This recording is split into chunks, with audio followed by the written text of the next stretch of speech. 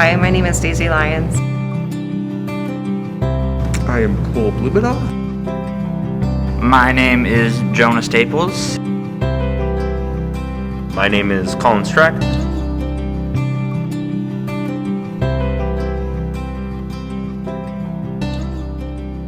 Please introduce yourself.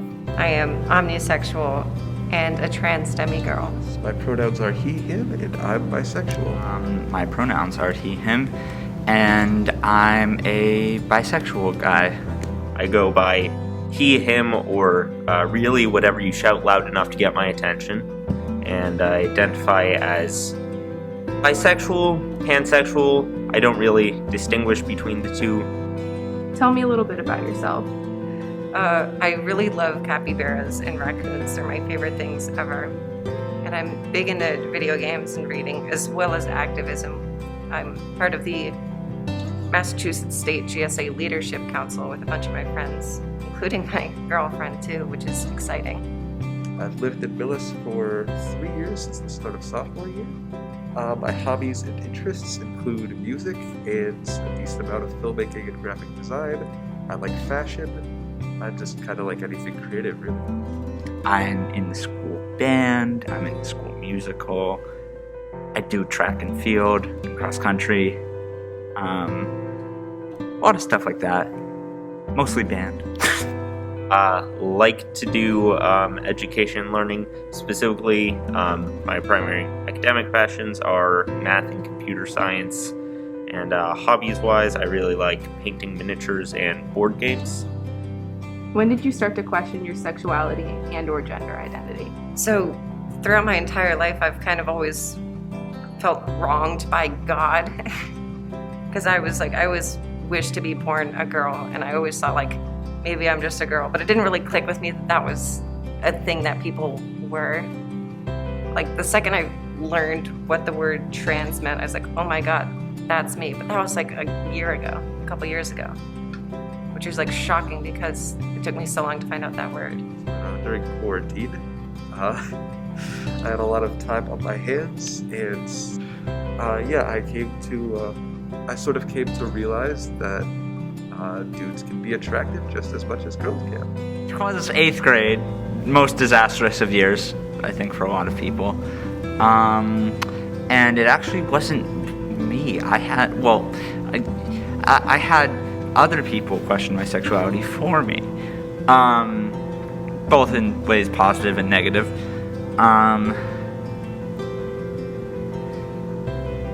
Where like it wasn't ever an acute realization, I guess, if that makes any sense.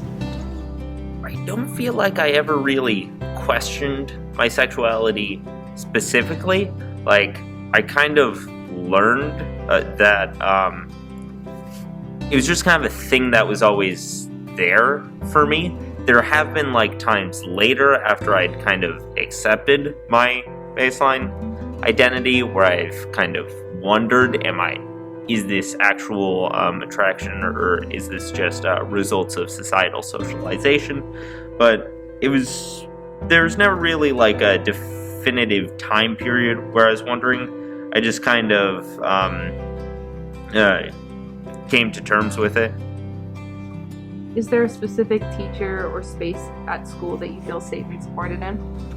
There are definitely teachers who I look up to and who are super helpful. But Miss Mannion, I guess, really matches my passion for these causes and things. Oh, definitely Miss Mannion's room, but for like a multitude of reasons. But also Miss Gopise's room because, I don't know, Miss Gopise is really nice to me. I have a core memory from the beginning of sophomore year when I got misgendered, and it didn't really matter because I wasn't like passing super well then. I was just like, okay. And then Miss Gopise corrected the person, and that just kind of, I don't know, made me feel safe and happy. Mr. A, plenty of times helped me just kind of like come to terms with kind of like life events and give ideas about like acceptance and dealing with stuff like that. And Mr. Carter always provided just a really good atmosphere. If there was one thing you could change about Millis High School regarding the LGBTQ plus community, what would it be? Ignorance. Like, most of the student body is just so ignorant. Not like there's no hate or anger, or not a lot at least, but they just don't know a lot about the queer community in general. It doesn't take that many people to create the sensation of a hateful environment, even if the environment overall is not necessarily hateful. I feel like both in school and in larger society, I feel like there's not enough of a sense that like a queer person could be anybody. Because, I mean, for me, like I said at the start, I'm creative, I dress crazy.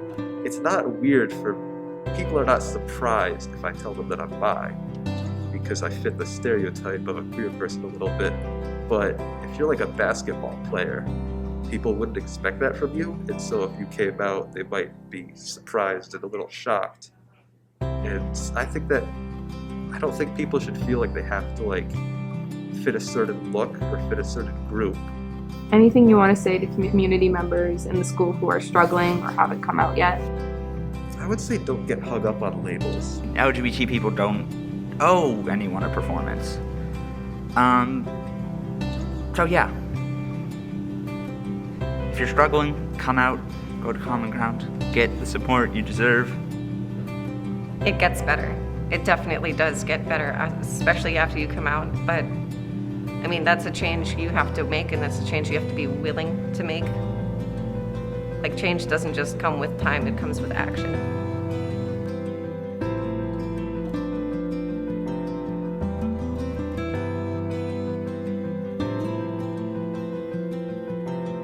It's just, being trans is awesome. I think that it's important that we kind of make ourselves known. Just be nice to people. Just be nice to people. Is that my closing thought? That's my closing thought. Good. Then try and do better and be kinder to people.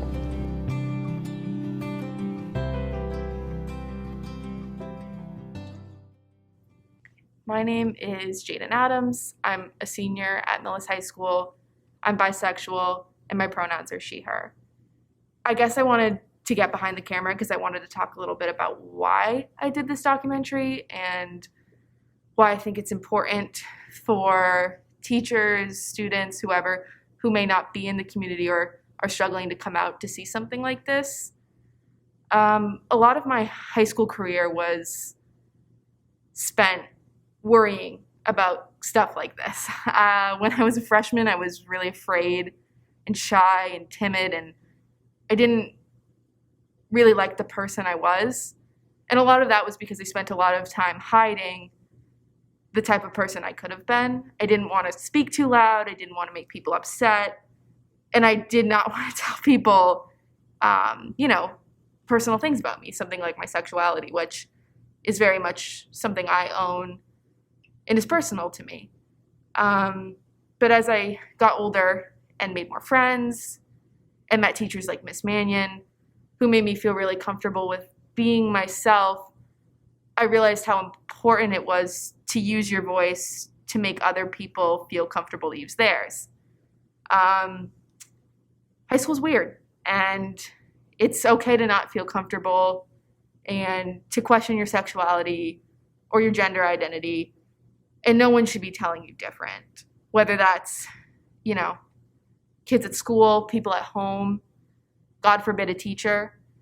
So I just really wanted to be able to use my voice after all of these years of figuring myself out, struggling with who I was, to, make people feel like someone is hearing you, whether that's Common Ground or Miss Mannion or a teacher you love or your friends. That's really important. And I think it's important to create projects and messages like these if you have a creative voice, so you can live in a more safe and inclusive environment.